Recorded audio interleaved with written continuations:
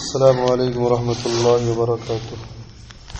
اعوذ باللہ من الشیطان الرجیم. بسم اللہ الرحمن الرحیم.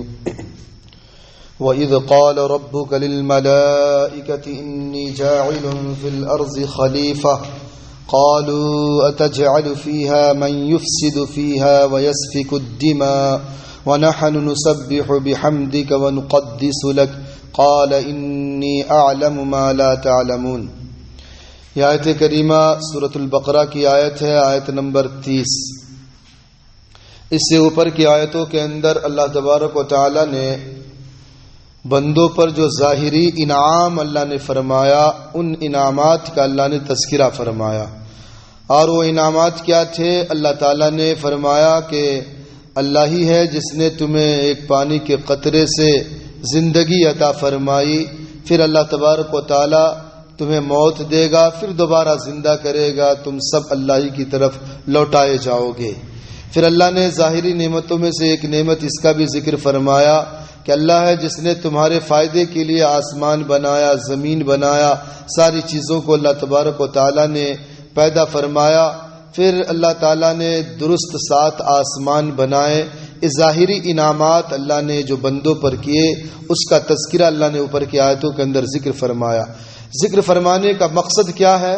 مقصد یہ ہے کہ توحید کی طرف آ جاؤ، ایک اللہ کی طرف آ جاؤ، ایک اللہ کی وندنا کرو، ایک اللہ کے سامنے اپنے سر کو ٹیکو.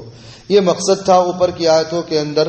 اب یہاں سے اللہ باطنی انعام، اور باطنی انعام کیا ہے کہ اللہ تبارک و تعالیٰ باطنی انعام میں سے ایک انعام اللہ نے یہ بھی فرمایا کہ حضرت سیدنا آدم علیہ السلام کو اللہ تبارک و تعالیٰ نے مسجود ملائکہ بنایا.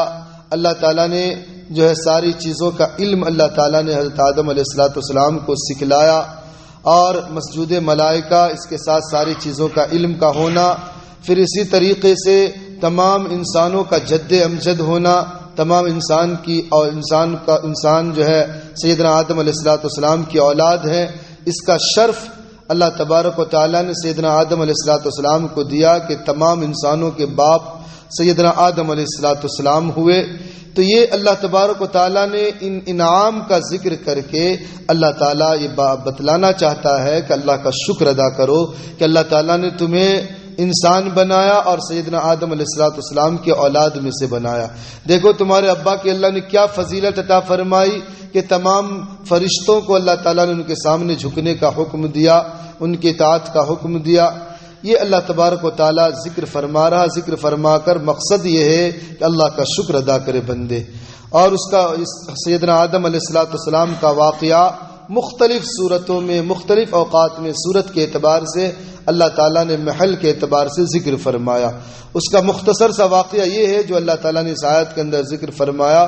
وَإِذْ قَالَ رَبُّكَ لِلْمَلَائِكَةِ إِنِّي جَاعِلٌ فِي الْأَرْضِ خَلِيفَةً، کہ جب آپ کے رب نے ارشاد فرمایا فرشتوں سے کہ میں ضرور زمین پر ایک نائب بناؤں گا.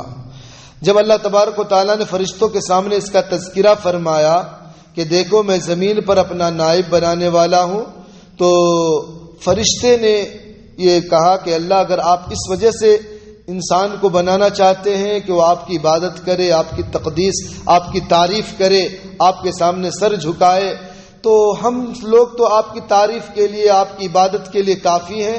آپ ایسے لوگوں کو کیوں پیدا کر رہے ہیں جو خونریزیاں کریں گے، آپس میں لڑیں گے، جھگڑیں گے؟ تو اللہ تبارک و تعالیٰ نے اس کے جواب میں عطا فرمایا انی اعلم ما لا تعلمون، کہ میں جس چیز کو جانتا تم نہیں جانتے. ترجمہ یہ ہے وَإِذْ قَالَ رَبُّكَ لِلْمَلَائِكَةِ إِنِّي جَاعِلٌ فِي الْأَرْضِ خَلِيفَةً، جب آپ کے رب نے فرشتوں سے ارشاد فرمایا کہ میں ضرور زمین پر نائب بناؤں گا، خلیفہ بناؤں گا. قالوا، تو فرشتوں نے کہا اتجعل فیہا من یفسد فیہا ویسفک الدماء، کیا آپ زمین پر ایسے لوگوں کو بنائیں گے جو زمین میں فساد مچائیں گے، ویسفک الدماء، اور خون ریزیاں کریں گے. ونحن نسبح بحمدک ونقدس لک، اگر آپ کا مقصد جو ہے عبادت ہے تو ہم سب تو آپ کی وَنَحْنُ نُسَبِّحُ بِحَمْدِكَ، ہم تسبیح بیان کرتے ہیں بحمد للہ، اور آپ کی تقدیس بیان کرتے ہیں، یعنی آپ کی تعریف و تقدیس کے لیے ہم لوگ تو کافی ہیں۔ اللہ تعالیٰ نے جواب دیا انی اعلم ما لا تعلمون، میں جانتا ہوں ان باتوں کو جن باتوں کو تم نہیں جانتے۔ پھر اللہ تبارک و تعالیٰ نے جب یہ دیکھے کہ فرشتوں نے اس طرح کے سوال کیے تو اللہ تبارک و تعالیٰ دو جواب عطا فرمائے۔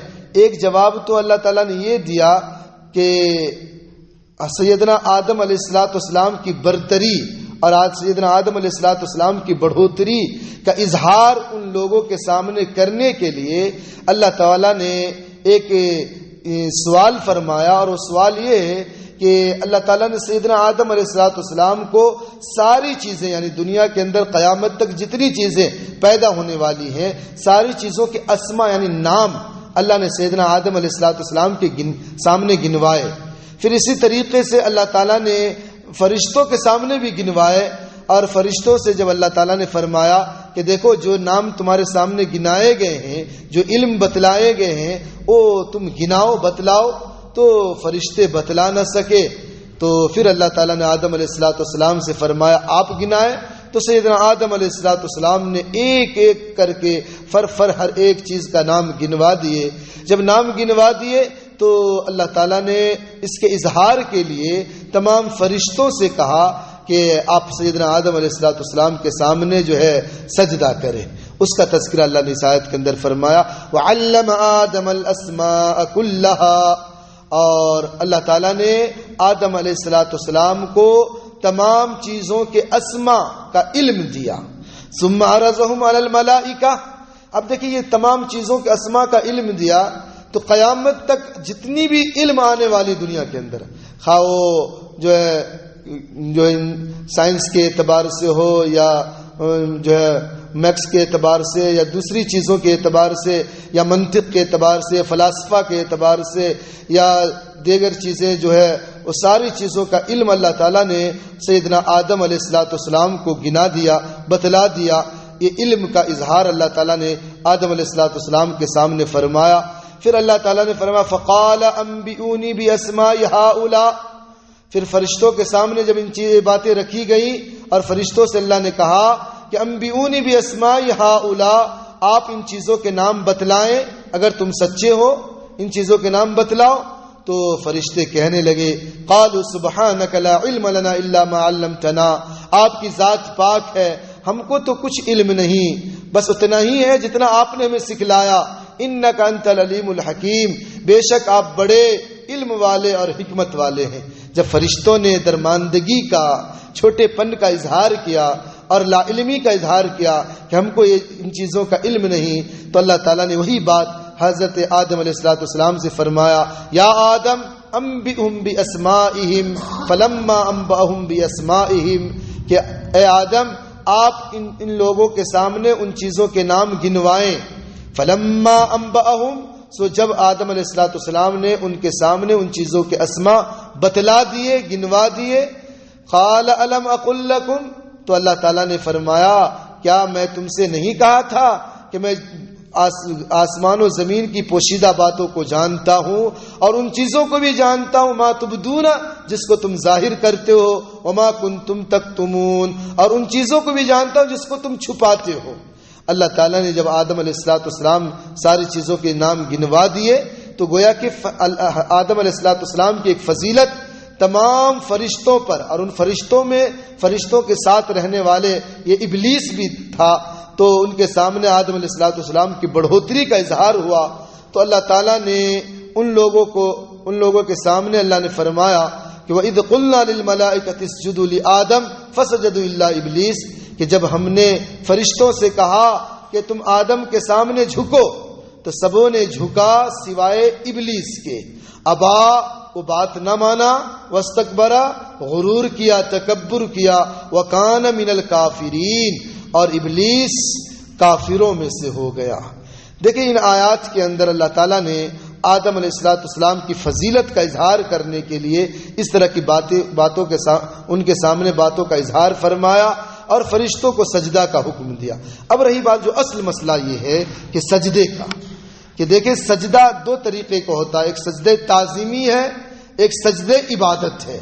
سجدہ کا معنی ہے کہ اپنا سر زمین پر ٹیکنا اصطلاح شریعت کے اندر، اور لغت کے اندر سجدہ کہتے ہیں جھکنے کو، لیکن شریعت کے اندر سجدہ کہتے ہیں کہ سر جو ہے زمین پر رکھنے کا نام سجدہ ہے۔ اب سجدے کی دو قسمیں، سجدے عبادت، سجدے تعظیمی۔ سجدے عبادت ہر شریعت کے اندر حرام رہا ہے۔ سجدے عبادت کا مطلب یہ ہے کہ سر جو ہے اللہ ہی کے سامنے ٹکے گا، کسی انسان کے سامنے عبادت کے طور پر ٹیکنا جائز نہیں۔ ہاں سجدے تعظیمی یعنی جیسے بادشاہوں کے دربار میں لوگ آتے تھے، جھک کر سلام کیا کرتے تھے ہاتھوں کو، تو یہ سجدے تعظیمی امت محمدیہ کے علاوہ جتنی امتیں دنیا کے اندر آئی ہیں ان کی شریعت میں جائز تھی کہ جھک جانا ان کے سامنے جو ہے یعنی تعظیم کے طور پر، تکریم کے طور پر، عزت کے طور پر سر کو ٹیک لینا، یہ ان کی شریعت کے اندر جائز تھی۔ لیکن شریعت محمدیہ علیہ صاحب الصلاۃ والسلام کے اندر اللہ نے سجدے عبادت بھی حرام ہے، کسی کے سامنے جھکنا اور کسی کے سامنے عزت و تعظیم کا یعنی جھک کر سلام کرنا یہ بھی جائز نہیں ہے۔ بعض اوقات انسان نااہلی میں کسی کے سامنے اس طرح جھک جاتے ہیں، اس طرح کرتے ہیں، یہ بھی بالکل جائز نہیں۔ ہاں زبان سے سلام کرے السلام علیکم ورحمۃ اللہ وبرکاتہ، کیونکہ حضور اکرم سرور کائنات صلی اللہ علیہ وسلم نے فرمایا اگر اللہ تعالیٰ کسی کو سجدہ کا حکم دیتا تو بیوی کو حکم دیتا کہ اپنے شوہر کو سجدہ کرو، لیکن اللہ تعالیٰ نے اس کو بھی جائز قرار نہیں دیا کہ کوئی سجدہ کرے، تو اسی لیے سجدہ جو ہے کسی کے سامنے جھکنا جائز نہیں۔ سجدے عبادت صرف اللہ کے سامنے ہوگا۔ اور رہی بات ہے کہ سجدے تعظیم، اللہ تعالیٰ نے اس شریعت کے اندر سجدے تعظیم کو بھی منع قرار دیا۔ کیوں؟ اس لیے کہ ہو سکتا ہے کہ شائبہ ہو، کوئی دیکھنے والا یہ دیکھے کہ فلاں کے سامنے جھک کر اس کی عبادت کر رہا ہے، اس لیے شریعت کے اندر جو ہے سجدے عبادت بھی اور سجدے تعظیم بھی اللہ تعالیٰ نے حرام قرار دیا ہے۔ تو خیر ان آیات کے اندر اللہ تعالیٰ نے آدم علیہ السلام کی فضیلت کا ذکر فرمایا۔ اب چند آیتیں اور ہیں، اگلی آیتوں کے اندر چند باتیں ہیں انشاءاللہ آئندہ درس میں۔ اللہ سے دعا اللہ تعالیٰ ہم سبوں کو ان باتوں پہ عمل کی توفیق نصیب فرمائے۔ سبحان اللہ وبحمدہ، سبحانک اللہم وبحمدک، ونشہد ان لا الہ الا انت، نستغفرک ونتوب الیک۔